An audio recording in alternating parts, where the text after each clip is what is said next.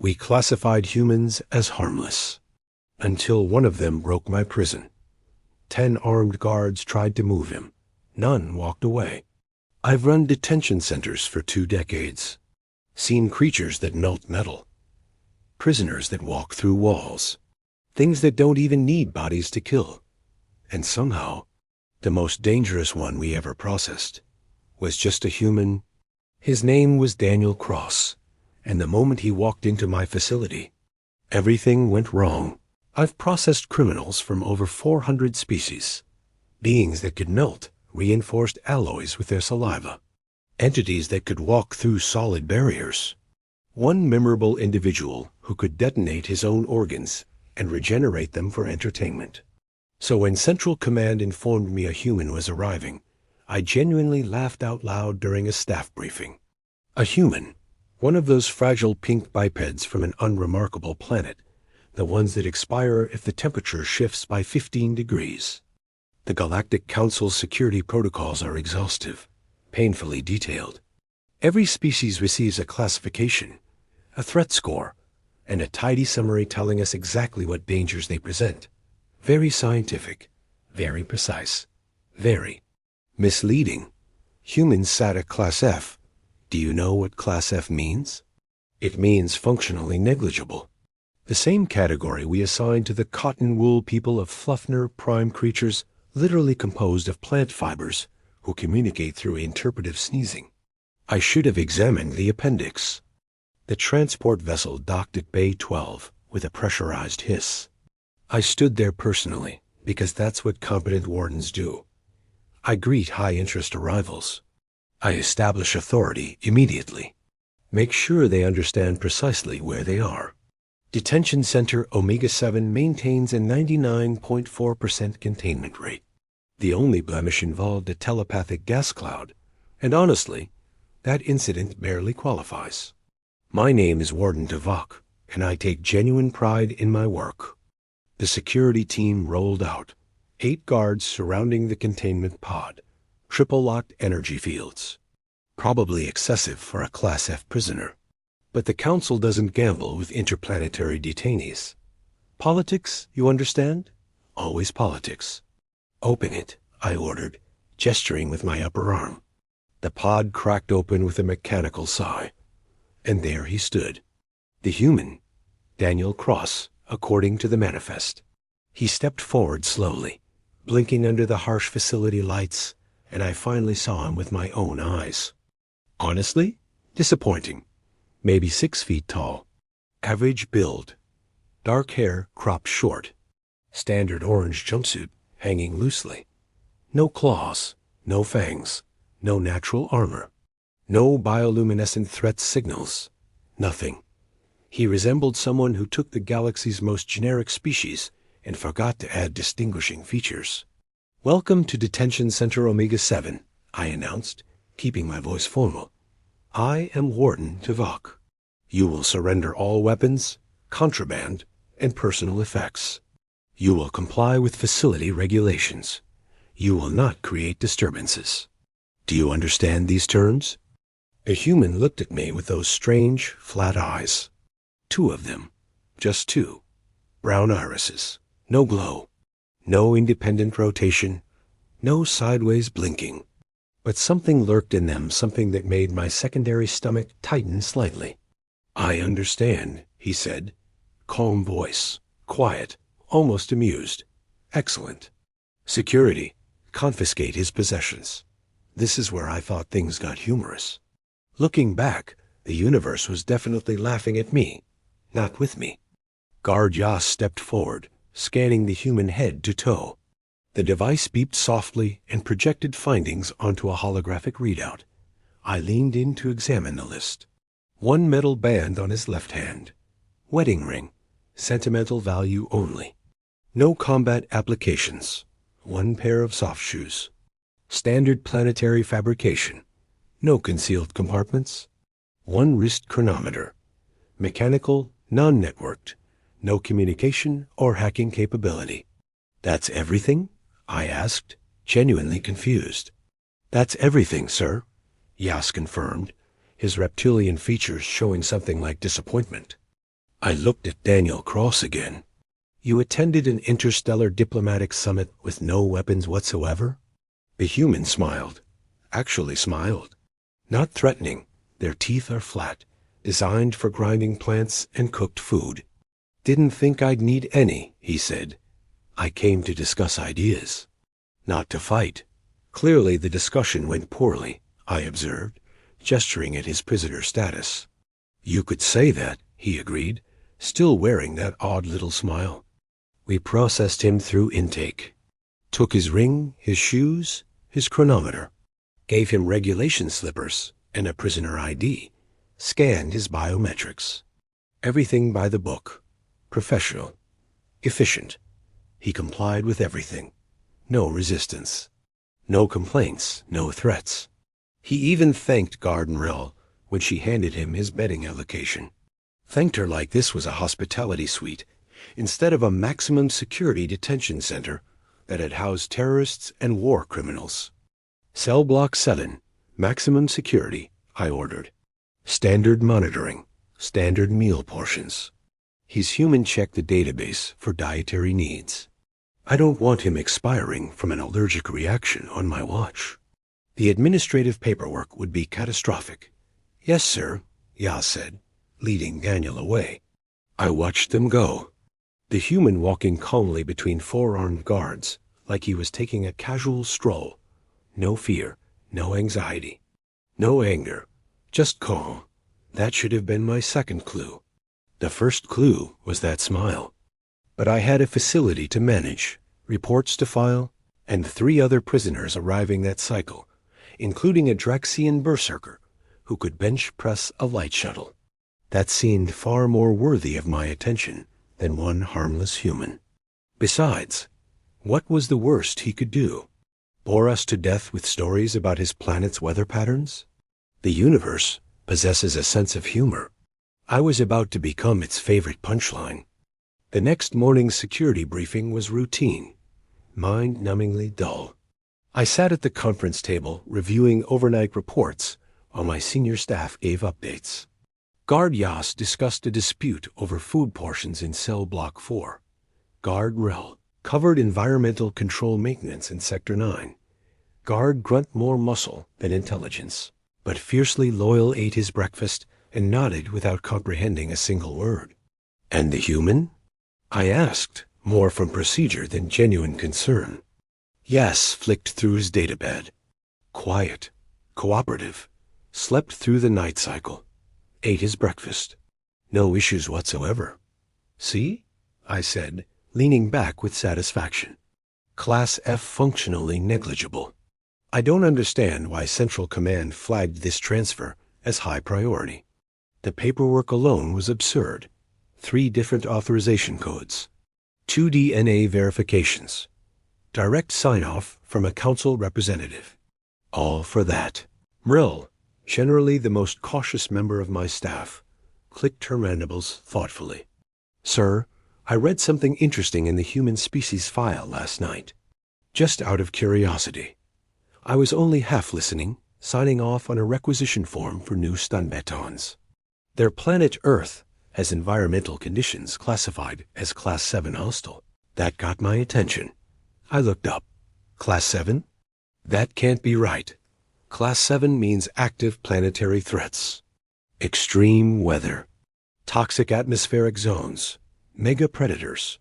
You're telling me these soft little bipeds come from a Class 7 world? According to the file, yes, sir. I snorted, which sounds more impressive when you have 3 nasal passages. Then the file is wrong. Obviously. Look at them. No natural defenses. No armor. No venom. No elemental resistances. They'd be prey animals on any Class 7 world, not the dominant species. The file also mentions something about persistence and adaptability, Morell continued. I waved her off. Every species thinks they're adaptable. The Zelkrim think they're adaptable because they can survive in wet and dry climates. The Parans think they're adaptable because they can eat 6 different plant types. Everyone is adaptable until they encounter actual hostile conditions. And then they're just dead. Grunt laughed at that, spraying food particles across the table. Disgusting. But at least someone appreciated my humor. Speaking of our human, Yas said, steering the conversation back on track, he's been assigned to general population for the day cycle, cafeteria access, recreation yard. Standard privileges. Good, I said, already moving to the next report. Let him socialize. Maybe he can befriend the cotton wool people. They can form a support group for species nobody takes seriously. Grunt laughed again. Mrel did not laugh. She just kept clicking her mandibles in that worried way. Sir, she said carefully, would it not be more prudent to keep him isolated until we understand more about human behavior under stress? Mrel, my dear. Paranoid, overly cautious Mrel, I said with exaggerated patience. The human has no weapons, no natural defenses, no criminal history of violence. He was arrested for unauthorized assembly and disturbing the peace at a diplomatic summit. Those are essentially thought crimes. He yelled too loudly in the wrong location. That's it. That's his entire criminal profile. Still, sir, we follow protocol. Class F threats receive standard treatment. If I started making exceptions for every prisoner who came from a planet with bad weather, I'd never accomplish anything. Now, unless anyone has actual concerns based on actual evidence, I suggest we move on. We have a Vin assassin arriving this afternoon who can liquefy her own skeleton to slip through ventilation shafts. That's worth our time. The human is not. The meeting wrapped up shortly after. Everyone returned to their posts. The facility hummed along with usual efficiency. Cell blocks remained secure. Meals distributed. Recreation periods proceeded without incident for exactly 4 hours and 23 minutes. Then all chaos broke loose in the cafeteria. I was in my office enjoying a cup of fermented jack juice and reading the most boring report ever written about power consumption in Cell Block 3 when the alert came through. General disturbance. Cafeteria. Multiple individuals involved. Not unusual. Prisons contain violent criminals who dislike each other. We get fights. We break them up. We assign punishment duties. Very routine.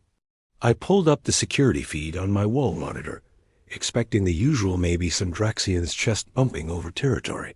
Maybe a Zelkrim food dispute. Maybe someone insulted someone else's breeding appendages. What I saw instead made me sit up so fast, I spilled jack juice all over my desk. The human, Daniel Cross, standing in the center of a ring of inmates. And he was not the victim. 3 Draxxians lay on the ground, not injured down. One held his face. One curled around his midsection. The third wasn't moving at all, just sprawled like someone had flipped his power switch.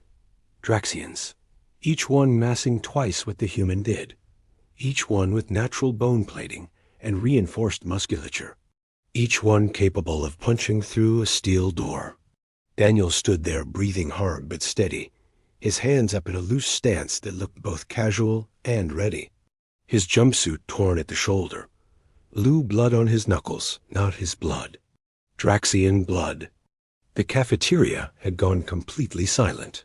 50 inmates from a dozen different species pressed back against the walls, staring at the human like he'd just grown wings and started reciting epic poetry. What? I said slowly to my empty office. In the name of the Council's 7 secretaries' left tentacle, what is happening? I slapped the come button. All guards to the cafeteria. Now, non-lethal suppression.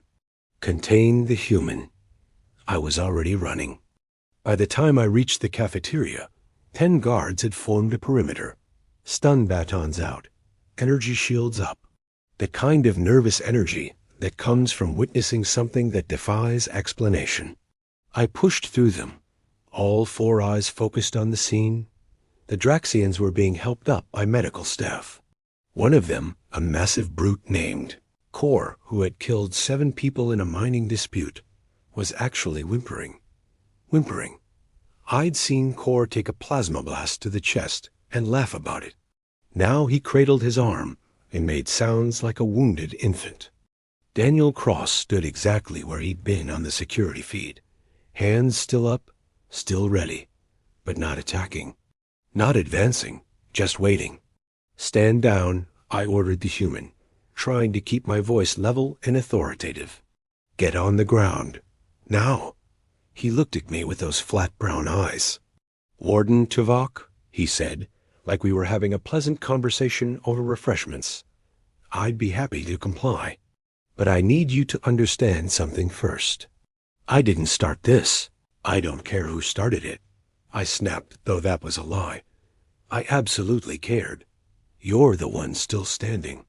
You put down 3 inmates. 3 Draxxians. Do you understand how impossible that should be? They came at me," Daniel said simply. "All 3 at once. Core said humans were soft. Society wanted to test that theory. Said he was going to pull my arms off and use them as back scratchers. I glanced at Core, who wouldn't meet my eyes. Coward. So I tested his theory instead," Daniel continued. "Turns out Draxxian knees bend the wrong way if you kick them from the side. Also, their bone plating doesn't cover their throats.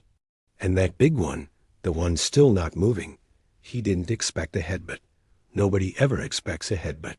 You headbutted a Draxxian?" I was having trouble processing this. "Their skulls are reinforced bone, triple density. You should have knocked yourself unconscious." Daniel smiled. That small smile again. The one I was starting to hate. "Human skulls are pretty dense too, Warden. We evolved smashing things with our heads.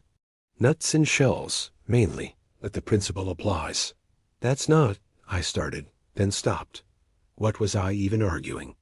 The evidence was right in front of me. 3 Draxxians down. 1 human standing. "Get on the ground now, or we will make you get on the ground." "Sure," he said. And just like that, he dropped to his knees, then laid flat, hands behind his head, completely compliant. Like the last 3 minutes hadn't happened. I really didn't want trouble, Warden. I just wanted to eat my lunch. It was some kind of gray protein paste, honestly not bad. A little bland, but I've had worse. He was talking about lunch. While medical staff loaded a Draxxian onto a stretcher. "Restrain him," I ordered. "Full restraints. Energy cuffs, leg binders. I want him locked down and back in his cell immediately." 6 guards moved in cautious, like they were approaching an explosive device. Which I was starting to realize maybe they were. They got the cuffs on him without incident. He didn't resist at all. Just kept that calm expression like this, was all very reasonable and expected. As they hauled him to his feet, I noticed something. The human wasn't even breathing hard anymore. His heart rate, according to the bioscanner one of the guards had, was already back to normal. Like he'd just taken a light walk. Not fought 3 alien inmates who could bench press small vehicles. "Warden," Rel said quietly, appearing at my elbow. "I think we need to review the human species file more carefully." "You think?" I said, hearing hysteria creeping into my voice, and not caring. "What was your first clue? When he disabled 3 Draxxians with his bare hands, or when he casually mentioned evolving to smash things with his head?" The cafeteria remained silent. Every inmate watched Daniel being led away. I saw something in their faces I had never seen directed at a Class F threat before. Fear, not respect. Not curiosity, fear. Back in my office, I pulled up the complete species file on humans. Not the summary, not the threat assessment. The complete file 947 pages of environmental data, evolutionary history, biological specifications, and cultural analysis. I started reading, and reading, and reading. Oh no. I said somewhere around page 40. Oh no. I said around page 90. Why did nobody tell me this? I said around page 200, which detailed human endurance capabilities. Rel had been right. Earth was Class 7 hostile, but not just because of environmental conditions. It was Class 7 because everything on that planet was actively trying to kill everything else. And humans, those soft, squishy, apparently weaponless humans, were the apex predators. They didn't have claws, so they invented knives. They didn't have venom, so they invented poison. They didn't have armor, so they invented shields, and then later just decided armor was for the weak and developed something called adrenaline instead. They couldn't run fast, so they just ran forever. Persistence predators, the file called them. They would chase prey for days until the prey literally died of exhaustion. Days without stopping. Their planet tried to kill them with temperature extremes, so they adapted to live everywhere from frozen wastelands to burning deserts. Their planet tried to kill them with predators, so they killed the predators and turned them into pets. Their planet tried to kill them with diseases, so their immune systems became so aggressive they sometimes attacked their own bodies by mistake, and they just lived with it. There was an entire section on human pain tolerance. Apparently, they had cultural practices that involved deliberately injuring themselves for fun. For fun, running until their legs stopped working, lifting heavy objects until their muscles tore, hitting each other repeatedly in organized combat and calling it sports. And the section on human intelligence and problem-solving made me feel physically ill. They didn't just use tools. They saw everything as a potential tool. A rock could be a hammer. A stick could be a lever. A piece of cloth could be a rope, a bandage, or a weapon, depending on how they applied it. Their brains were wired to look at any object and think, how can I use this to solve my problem or hurt my enemy? We didn't confiscate his weapons, I said slowly, looking up at Nero, who had been reading over my shoulder. We confiscated his property. His weapons are still in that cell. Sir, Rel said. He is the weapon, his body, his brain. His species spent millions of years becoming the most efficient survival machines their planet could produce. We stripped him of tools and thought that made him harmless. But humans don't need tools. They prefer them, but they don't need them. I pulled up the security feed from Daniel's cell. He sat on his bunk looking relaxed, just sitting there staring at the wall. No, not staring at the wall, studying it, looking at the seams, the ventilation grate, the door mechanism, the light fixture. His eyes moved constantly, cataloging, analyzing, planning. Maximum containment protocol, I said, effective immediately. I want his cell stripped, nothing but a sleeping mat. No furniture. No fixtures that can be removed. I want guards on his door around the clock. I want biomonitoring running at all times. And for the love of the Council, I want everyone to understand that this prisoner is not Class F. What class would you designate him, sir? Mrel asked. I looked at the feed again. Daniel had stopped studying the walls. He was looking directly at the camera now. Not threatening, not angry, just looking. And somehow that was worse. Class unknown, I said, until we figure out exactly what we're dealing with. Somewhere in the facility, an alarm started blaring.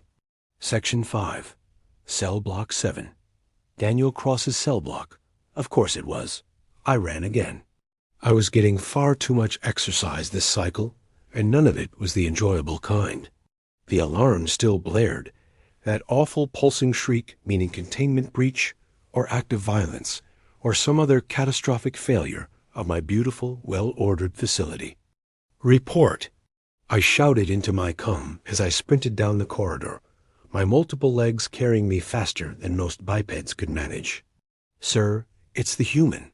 Yas's voice came back, crackling with static and what sounded like panic. Yas didn't panic. Yas had once talked down a Rendith cultist who was threatening to explode himself and take half the facility with him. Yas did not do panic. What about the human? I demanded, skidding around a corner. We went to move him to the stripped cell like you ordered. Standard extraction procedure. 10 guards. Full restraint equipment. He was compliant at first, sir. Then what? He asked us politely to wait a moment. Sighed he needed to stretch first. Stretching, sir. We thought it was harmless. He did a few movements, rotated his shoulders, bent his knees. Then guard Bricks told him time was up and reached for his arm. I reached cell block 7. The corridor was chaos. Guards everywhere, some on the ground, some against walls. All of them looking dazed, injured, or both. Medical teams already arriving. The door to Daniel's cell hung open bent slightly at the hinges. Bent. Reinforced durasteel. Bent. Finish the report, I said, stepping over a groaning grunt who was holding his midsection. He moved, sir, fast, faster than our scanners tracked. He used Bricks's own momentum against him, some kind of throwing technique. Bricks went through the air and hit 3 other guards. Then the human went low, took out Yas's legs with a sweep, used the wall for leverage to strike Voss in a nerve cluster, disarmed Rel without even looking at her, just reached back and twisted the baton out of her grip while fighting 2 others in front of him. I found Yas leaning against the wall, breathing hard. A bruise forming on his snout where his own energy shield had apparently been shoved back into his face. He fought 10 of you? I asked, my voice coming out higher than I intended. 10 trained security guards with full equipment? No, sir, Yas said, and he actually looked embarrassed. He disabled 10 of us in under a minute. It wasn't a fight. It was a demonstration. He didn't even seem angry about it, just efficient. Where is he now? Yas pointed down the corridor. He stopped at the intersection. Just standing there, waiting. Of course he was. I walked slowly toward the intersection. My guards formed up behind me, weapons ready, but I could feel their hesitation. They had just learned a very important lesson about humans. None of them wanted a follow-up course. Daniel Cross stood in the center of the intersection where 4 corridors met. He had acquired somehow a piece of pipe, maybe 2 feet long. Not a weapon exactly, just a piece of pipe. He held it loosely in one hand, his other hand empty, relaxed at his side. Warden Tuvok, he said pleasantly. We need to talk. You just assaulted 10 of my guards, I said, keeping my distance. A safe distance, whatever that meant anymore. I defended myself from unlawful application of force, he corrected. Check your facility regulations. Section 47, paragraph 12. Prisoners have the right to understand transfer procedures and prepare themselves mentally and physically before being moved. Your guard grabbed me before I indicated readiness. That's a violation of my rights under Galactic Council detention standards. I blinked all 4 eyes. You're quoting facility regulations at me. I read them last night. Couldn't sleep. You have very thorough documentation, Warden. Very thorough. Also, Section 93 says prisoners are entitled to furniture in their cells for mental health purposes. You were about to put me in an empty room with nothing but a mat. That's also a violation. You are a security threat. I'm a Class F detainee who's been repeatedly attacked by other inmates and now by your own guards, Daniel said calmly. I've defended myself within reasonable parameters each time. Not my fault if your facility houses violent criminals who can't control themselves. Also not my fault if your guards haven't trained against human combat techniques. The pipe in his hand spun once casual, almost absent-minded. A small rotation around his fingers. It shouldn't have been threatening. It was. How did you get that pipe? I asked. Found it, he said with a shrug. Loose ventilation cover in my cell. Shoddy maintenance, Warden. I could file a complaint. You pulled apart a ventilation cover. It was already loose, he said innocently. I just helped it along. Humans have pretty good grip strength. Comies from hanging in trees back in our evolutionary past. Also useful for climbing, throwing, holding tools, strangling prey, that sort of thing. I was aware that 20 guards had formed a perimeter around the intersection, all of them pointing weapons at one human with a piece of pipe. It should have felt secure. It felt desperate. What do you want? I asked, deciding honesty might work better than authority at this point. I want to go back to my original cell with my original furniture. I want the Draxxians who attacked me disciplined according to facility regulations. I want your guards to follow proper procedure when interacting with me. And I want dinner tonight to include something with actual flavor, because that gray paste is depressing. That's it? That's all you want? That's all I wanted from the beginning, Warden. I'm not here to cause problems. I'm here because I got arrested for speaking too loudly at a political event where I was invited to speak.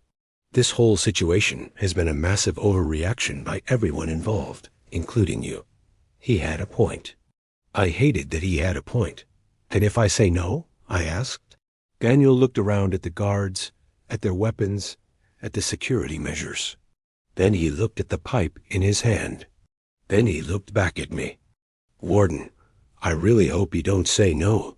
Because here's the thing about humans that your files probably mentioned, but you didn't really understand. We don't like fighting, most of us anyway. We'd rather talk, negotiate, find peaceful solutions. We invented diplomacy, democracy, debate. We built entire civilizations on the idea of resolving conflicts without violence. He paused. But we are really, really good at violence when we need to be. Millions of years of practice. And the thing is, once we start, we don't stop until the threat is neutralized. Not because we're cruel, just because that's what kept us alive. Persistence, remember? We don't give up. Ever. The pipe spun again in his hand. So I'm asking nicely. Follow your own regulations. Treat me fairly. Let me serve my completely unjust sentence in peace. And when my trial comes up, and this whole stupid situation gets resolved, we can all walk away as friends. And if I insist on maximum containment? Daniel sighed. It was a very human sound full of disappointment and resignation. Then I'll have to insist otherwise. Warden, you've seen what I can do when I'm being cooperative and non-lethal. You really don't want to see what happens when a human stops being nice. Silence filled the corridor. My hearts were pounding in 3 different rhythms. Every instinct screamed that this was wrong, that Class F threats didn't negotiate, didn't intimidate, didn't stand in intersections holding pipes like they owned the facility. But he was right about the regulations. He was right about the attacks. And most importantly, he was standing in an intersection with 20 armed guards surrounding him. And somehow I was the one who felt cornered. Stand down, I said quietly. Sir, Yas questioned. Stand down, I repeated louder. All units stand down. Return the prisoner to his original cell. Full furniture, standard privileges. And someone get maintenance up here to properly secure that ventilation cover. Daniel smiled, not smug, just relieved. Thank you, Warden. I appreciate your reasonableness. He handed the pipe to the nearest guard, who took it like it might explode. I sat in my office for a long time after that, staring at nothing, my jack juice gone cold, my reports forgotten, the entire facility running on autopilot while I tried to process what had just happened. A Class F threat had negotiated his own terms in my facility. My facility. I pulled up the communication array and opened a priority channel to the Galactic Council Detention Authority. Someone there had answers. Someone there would explain why I hadn't been properly briefed. Someone there would tell me what I was actually dealing with. The face that appeared on my screen belonged to Counselor Vex, a Draxxian, silver skin, too many teeth. She looked tired. Actually, she looked exhausted, like she hadn't slept in several cycles. Warden Tuvok, she said, her voice flat. Let me guess. The human. Yes, the human, I snapped, my professional composure finally cracking. The human you classified as Class F. The human who has now put 13 of my inmates and guards in medical. The human who just negotiated his own detention terms while surrounded by armed security. That human. Vex rubbed her face with 3 of her hands. How bad is the damage? No fatalities, if that's what you're asking, but only because he was holding back. I've read the species file now, Counselor. The complete file. The one that's 947 pages of nightmare fuel. Why was he classified as Class F? Because of politics, Warden. Always politics. She leaned back in her chair. I saw something in her expression I didn't like. Guilt. Maybe regret. When humans first joined the Galactic Council, there was debate. Lots of debate. Some argued for Class A, threat status apex predators from a hostile world with tool-using intelligence and social cooperation. That combination has never appeared before in Council history. Never. So why Class F? Because humans asked us to, Vex said simply. They didn't want to be feared, didn't want to be isolated, didn't want every species in the galaxy treating them like monsters. They wanted to be part of the community. They showed us their art, their music, their literature. They talked about peace and cooperation and building bridges between species. And we believed them because they were so earnest about it, so genuine. They really meant it. She paused, looking down at something on her desk. So we compromised. Class F in the official records. Class A in the restricted files only accessible to high-level security personnel. We thought it was the best solution. Let humans integrate peacefully while keeping the warnings available for those who needed to know. I needed to know, I shouted. I'm running a detention facility full of violent criminals from dozens of species, and you sent me an apex predator without proper warning. You were supposed to read the restricted files, Warden. I read the summary. The summary said Class F. Vex sighed. Yes, I'm realizing now that was an oversight in our procedures. We've received 47 similar complaints from detention facilities across the sector this cycle alone. Apparently, humans are very good at seeming harmless right up until they are not. I slumped in my chair. Tell me about Daniel Cross. Why is he really here? Exactly what his file says. He attended an interstellar peace summit, part of a human delegation advocating for better labor rights for colony workers. There was a protest. It got loud. Some delegates felt threatened. Daniel was arrested for disturbing the peace and unauthorized assembly. That's it. That's it. That's it, Vex emphasized. No violence. No property damage. He gave a speech, a very passionate speech, apparently, about workers being treated fairly. Some corporate delegates didn't appreciate it. They pushed for his arrest. And because it was a council-sanctioned event, the charges stuck. I stared at the screen. So we're holding a non-violent protester in a maximum security facility where he's been repeatedly attacked, and he's defended himself each time without killing anyone, which he absolutely could have done. Yes, and I just threatened him with torture-level isolation for defending himself. Also, yes, I'm the villain in this story, aren't I? Vex's expression softened slightly. You're not a villain, Warden Falk. You're a bureaucrat doing your job with incomplete information.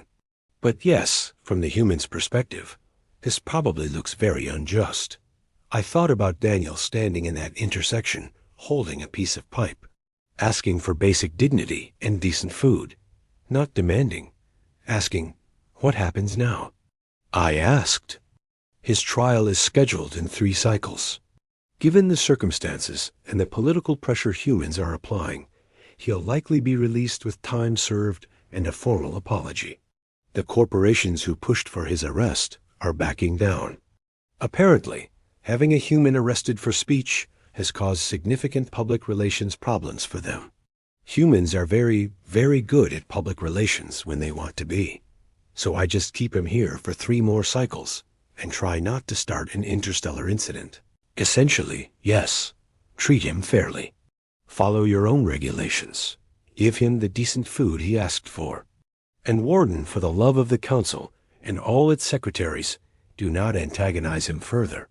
Humans have long memories and a highly developed sense of justice. They also have a concept called revenge, which they've elevated to an art form over thousands of years. Wonderful. Anything else I should know? Vex hesitated. Humans also have a concept called forgiveness. If you treat Daniel Cross with respect from now on, acknowledge the mistakes, and ensure his safety for the remaining time, he will likely harbor no ill will. They are remarkably capable of letting go of grudges when genuine effort is made to correct wrongs. She leaned closer to the screen. They are walking contradictions, Warden. Dangerous and kind, violent and peaceful, predator and protector.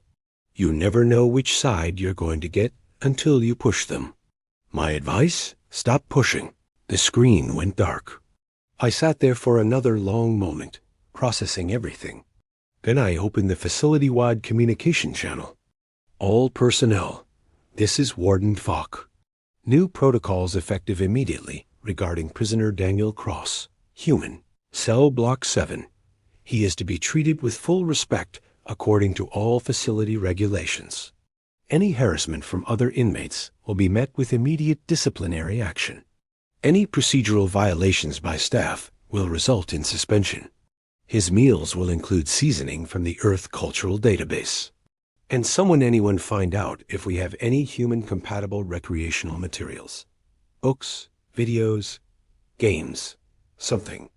I paused, then added, and if anyone sees the Draxxians from the cafeteria incident even looking at him wrong, I want them in isolation. The Draxxians, not the human. Are we clear? A chorus of affirmatives came back. I pulled up the security feed from Daniel's cell one more time. He sat on his bunk, which had been restored, along with the small desk and chair. He was reading something on a datapad, probably more facility regulations, looking peaceful and content. He glanced up at the camera almost like he knew I was watching, and nodded just once. A small acknowledgement. I nodded back, even though he couldn't see me. 3 more cycles. I could manage 3 more cycles. Probably. Maybe if I was very, very careful, and extremely lucky. The next 2 cycles were the strangest of my career. Word had spread through the facility about the human, not just among guards, but among inmates. Stories got exaggerated in transmission, as stories do. By the second day, I heard someone claim Daniel had fought 20 Draxxians simultaneously, while juggling energy batons and reciting poetry. Ridiculous, of course. But the fact that I had to actually stop and think about whether it was possible, it said something. The other inmates gave him space. Lots of space. When Daniel walked into the recreation yard, conversation stopped. Groups moved away. Not in panic, exactly. More like the instinctive caution you show around something you don't fully understand, but know could be dangerous. Daniel seemed amused by the whole thing. He played cards with a group of Zelkrim who were brave enough to approach him. He helped a young Poran figure out how to use the exercise equipment. He even taught basic meditation techniques to anyone who asked. Apparently, a human method for managing stress. It's all about breathing, I heard him explain to a fascinated group during one recreation period. I had started monitoring his activities personally, not because I expected trouble, but because, well, habit. Slow breath in through your nose. Hold it. Slow breath out through your mouth. Your body calms down. Your mind clears. Works for humans might work for you. A Draxxian, not one of the ones from the cafeteria incident, raised a massive hand. Does it work before combat? Daniel smiled. Works especially well before combat. Keeps you focused. Keeps you from making mistakes because you're too angry or scared to think clearly. My grandfather taught me that. He was a soldier. Said the best warriors were the ones who could stay calm while everything was chaos. Your grandfather was a warrior? The Draxxian asked, respect evident in his tone. Most humans have warriors in their ancestry somewhere, Daniel said casually. They fought a lot. Against predators. Against the environment. Against each other. Took us a long time to figure out that cooperation worked better than conflict. We still forget sometimes. He said it so matter-of-factly. Like having a legacy of planetary-scale violence was just normal background information. I suppose for humans it was. On the 3rd cycle, his final day, I decided to speak with him directly. Professional courtesy. I told myself, making sure the transfer back to council custody would go smoothly. Definitely not curiosity. Absolutely not.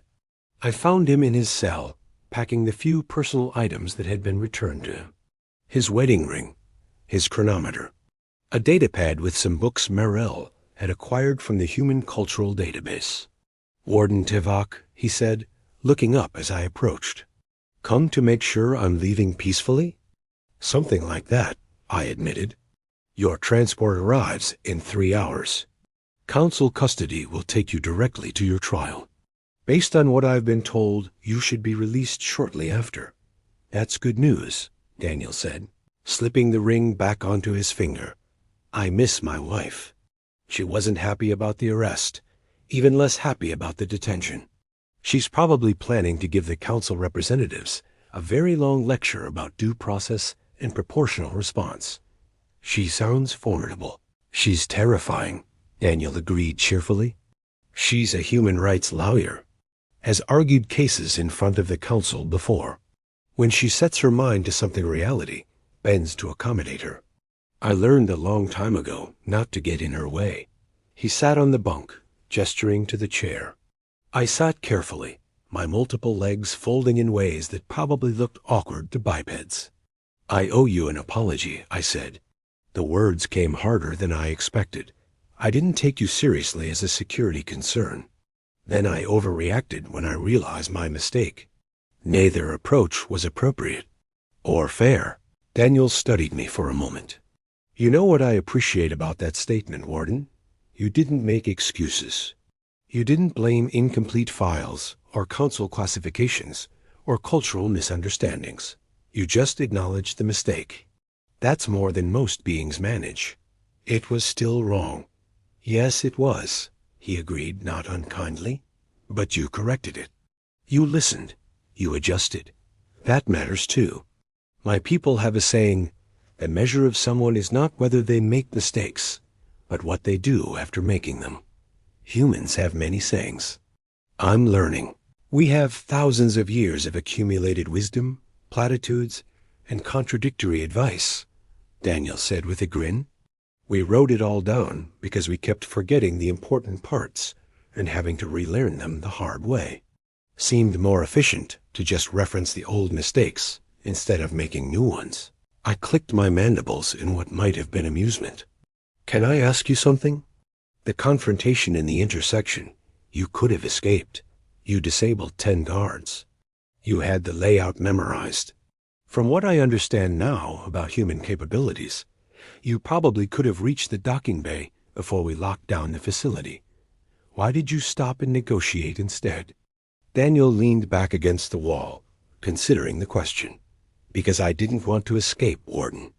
I was arrested legally as stupidly. Running would make me actually guilty of something. I'd rather serve unjust time and be vindicated than become a fugitive and prove my critics right. Principle matters. Justice matters. Even when it's slow and frustrating and involves eating gray protein paste for days. But you were willing to fight to defend yourself?" "Yes." "To escape?" "No. There's a difference. Humans are big on differences even when they look the same from the outside. Self-defense is a right. Escape from legal custody is a crime. I wasn't going to cross that line." He paused and added with a wry smile, "Also, my wife would have killed me. She spent 3 months preparing my speech for that summit. If I ruined her work by becoming an interstellar fugitive, I would never hear the end of it. Better to face a few Draxxians than an angry spouse." I laughed. Actually laughed. The sound surprised me. "Your people are very strange. You have no idea, Warden. We've barely started integrating with the galactic community. Wait until you meet the humans who are really weird, the artists, the scientists, the ones who do extreme sports for fun. I'm boring compared to some of my species. You are many things, Daniel Cross. Boring is not one of them." We sat in comfortable silence for a moment. Then Daniel asked, "Can I give you some advice for dealing with other humans who might end up here?" "Please?" I nodded. We respond well to honesty and respect. We don't like being lied to or patronized. If you explain why rules exist, we'll generally follow them. If you just say, "Because I said so," we'll find creative ways around them. We're cooperative by nature, but also independent. We want to be part of communities, but we also want our individual dignity respected. It's a balance. He stood, stretching his joints, making small popping sounds that seemed normal for humans, but sounded alarming to me. Also, never underestimate human creativity. Give us a problem. We'll solve it. Sometimes in ways you didn't expect or want. Give us a challenge. We'll meet it. Give us an enemy. We'll fight it. Give us a friend. We'll die for them. We're extreme that way. All or nothing.